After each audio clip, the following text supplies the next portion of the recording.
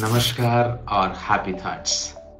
आज हम बात करेंगे पाइल्स के बारे में। पाइल्स को मेडिकल की भाषा में हेमोरॉइड्स कहते हैं। यह एनस और रेक्टम के अंदर और बाहर फूली हुई रक्त वाहिनियों का एक समूह होता है।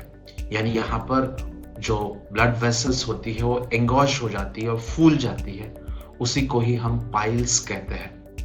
इसके मुख्य लक्षण होते हैं कि मलद्वार पर हमेशा खुजली होती है, खून निकलता है शौच के माध्यम से, मल में खून निकलता है और मल त्याग करते समय बहुत ज्यादा दर्द होता है।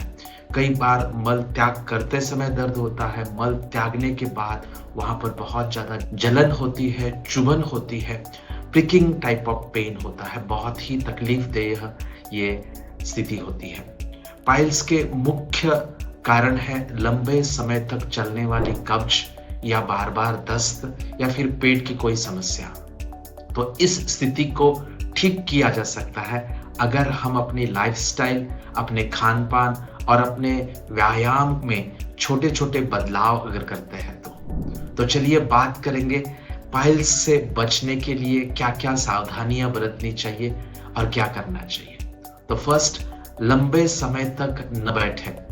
अगर आप लंबे समय तक एक जगह पर बैठे रहते हैं, एक जगह पर बैठकर काम करते हैं, तो यह गुदद्वार के क्षेत्र की मांसपेशियों पर दबाव डालता है, उन्हें गर्म करता है, जिससे वहां रक्त का जमाव होना शुरू हो जाता है और वहां की रक्तवाहिनियां, वहां की ब्लड वेसल्स फूलने लगती है।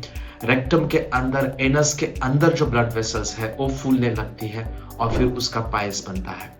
तो इसी से ही पाइल्स बनने का खतरा बढ़ जाता है।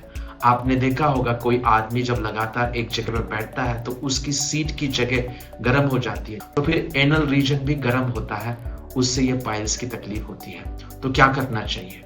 हर आधे घंटे में थोड़ी देर के लिए आपको उठना चाहिए अपनी जगह से और थोड़ा घूम लेना चाहिए, या फिर आपको ऐसी सीट चुननी चाहिए जिसमें काफी सारा वेंटिलेशन होता हो, नीचे से उसको हवा का अच्छा सा वहां पे वेंटिलेशन अगर होता है तो वहां पर गर्मी जमा नहीं होती है। और सबसे अच्छा तरीका है कि आप हर आधे घंटे में आप खड़े हो जाइए, थोड़ा वॉक कर लीजिए और फिर वापस आकर बैठिए।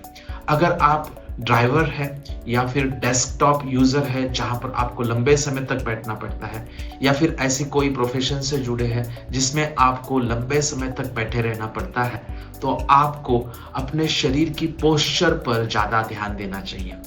यह सुनिश्चित करें कि आपके गुदद्वार के क्षेत्र में रक्त वाहिनियों के ऊपर दबाव न पड़े और वहां पर खून का संचार बंद न हो जाए, वहां के पर ब्लड सर्कुलेशन दब न जाए, वो चलता रहे। इसलिए आपको बीच बीच में खड़े रहना है। वहां पर बैठ कर वहां पर गर्मी बढ़ती है, इसका भी आपको ख्याल रखना है। सेकेंडली, दूसरा आता है अपने खाने में आपको फाइबर बढ़ाना है। फाइबर दो प्रकार के होते हैं, एक होता है सोल्यूबल फाइबर और एक होता है इनसोल्यूबल फाइबर। सोल्यूबल फाइबर, जिसको घुलनशील फाइबर कहते हैं, ये मल को नरम रखता है और मल त्याग करने में आसान बनाता है मल को। तो इससे हार्ड स्टूल्स नहीं बनते हैं। इसके लिए काले चने हैं, ओट्स है, चिया सीड्स है, फ्लेक्स सीड्स है, इनका सेवन आपको करना चाहिए। केले भी बहुत ज्यादा फायदेमंद होते हैं। तो ऐसे सभी खाद्य पदार्थ आप अपने खाने में शामिल करिए। केलों में जो स्टार्च होता है, जो सोल्यूबल फाइबर की तरह काम करता है। इसी तरह इनसोल्यूबल फाइबर जो मल को आगे धकेलने में मदद करते हैं।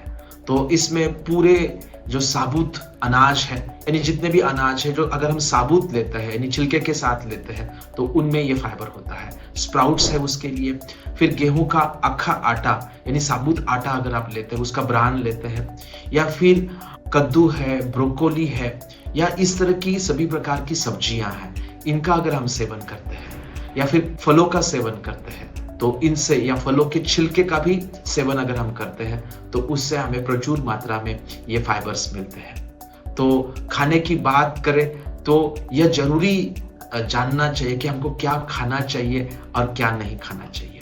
खास करके आपको पैकेट वाला टिन पैक्ड प्रोसेस्ड फूड जो बाजार से हम लेकर आते हैं, खास करके हम बेकरी के प्रोडक्ट्स लेकर आते हैं, उनको बिल्कुल भी नहीं खाना चाहिए। खास करके जो कुरमुरे होते हैं, चुरमुरे होते हैं, फरसान होते हैं, उसमें भी ज़्यादा पिष्टमयता होती है, उसमें भी ज़्यादा चिपचिपापन होता है। बेकरी के प्रोडक्ट्स भी चिपक जाते हैं, मैदे से बने हुए होते हैं, तो उनको अवॉइड करना चाहिए। इसी तरह मांसाहार को भी अवॉइड करना चाहिए और ज़्यादा मसालेदार तीखा पदार्थ आपको नहीं खाना चाहिए, तो ये आपको अवॉइड करना चाहिए। फिर तीसरी महत्वपूर्ण बात है, जिन जिन लोगों को बार बार इस तरह की पाइल्स की शिकायत होती रहती है, एपिसोड्स में आती रहती है, उन लोगों ने पर्याप्त मात्रा में पानी पीना चाहिए। तो पानी जो है वो मल को नरम बनाए रखता है, तो हाइड्रेशन बहुत जरूरी है। जब जब भी आपको इस तरह का एपिसोड आता है तो आपको पानी पीना, खूब सारा पानी पीना शुरू करना है। आप पानी से हाइड्रेट करते हैं बॉडी को, तो वह जो फूले हुए नसें है जो मल द्वार पर आई है, वो धीरे धीरे सिकुड़ना शुरू होती है। तो जब भी प्यास लगे तो पानी पिए। पानी के साथ आप नींबू पानी बनाकर पी सकते हैं। आप ठंडे पदार्थ जैसे कि नारियल का पानी है या फिर आप गन्ने का जूस है, इनका सेवन कर सकते हैं। दही और मट्ठे का छाछ का प्रयोग आप कर सकते हैं, ये आपके पाचन को बेहतर बनाते हैं। देन आप योगाभ्यास करिए। योगासन में कुछ ऐसे योगाभ्यास है जो हमारे पाचन तंत्र को मजबूत कर सकते हैं, जो कब्ज से हमें बचाव करा सकते हैं। तो ऐसे आसन है जैसे कि पश्चिमोत्तानासन है, योग मुद्रा है जिसमें हम फॉरवर्ड बेंड करते हैं, पादहस्तासन है, पवन मुक्तासन है। इन आसनों को अगर आप नियमित रूप से कर सकते हैं तो इससे कब्ज ठीक होती है, और कब्ज ठीक होती है तो फिर आपको पाइल्स की शिकायत नहीं होती है। देन पांचवी चीज है, अगर आप कोई भारी वजन उठाते हैं या कूदना पड़ता है आपको, पेट पर अगर आपका प्रेशर आता है, कई बार लोग भारी वजन उठाने के कारण भी उन्हें पाइल्स की शिकायत होती है, तो वो अवॉइड करना है। तो वजन उठाते समय सांस रोकने से पेट पर दबाव बढ़ता है, जिससे गुदा क्षेत्र पर यानी गुदद्वार द्वार पर रक्त वाहिनियां जो है फूल सकती है। इसलिए भारी वजन उठाने से आपको बचना चाहिए। और खास करके जब महिलाएं प्रेगनेंसी में होती है, तो जो कि उनके पेट का वजन ज्यादा होता है, पेट के गर्भावस्था का प्रेशर उनके पेट पर रहता है, तो फिर पीछे की तरफ वो नसें जो है वो फूलने की संभावना होती है। तो अक्सर महिलाओं में प्रेगनेंसी के दौरान इस तरह की समस्याएं शुरू होती है। तो पाइल्स एक बहुत ही दर्दनाक समस्या होती है जो आपके सामाजिक जीवन को और रोजमर्रा की जिंदगी को प्रभावित कर सकती है। कभी कभी तो ठीक से बैठने में भी इससे परेशानी होती है, इसलिए इसे शुरुआती अवस्था में ही रोकना चाहिए। और जो टिप्स अभी आपको बताए गए हैं उनको आपको पालन करना चाहिए। इन नुस्खों को पालन करिए, इन नियमों का पालन करिए और अपने स्वास्थ्य का ख्याल रखिए। खुद पर ध्यान दीजिए, हमेशा खुश रहिए, स्वस्थ रहिए। अगर ये जानकारी आपको अच्छी लगी है तो इस वीडियो को लाइक करिए, शेयर करिए और इस चैनल को भी सब्सक्राइब करिए। धन्यवाद।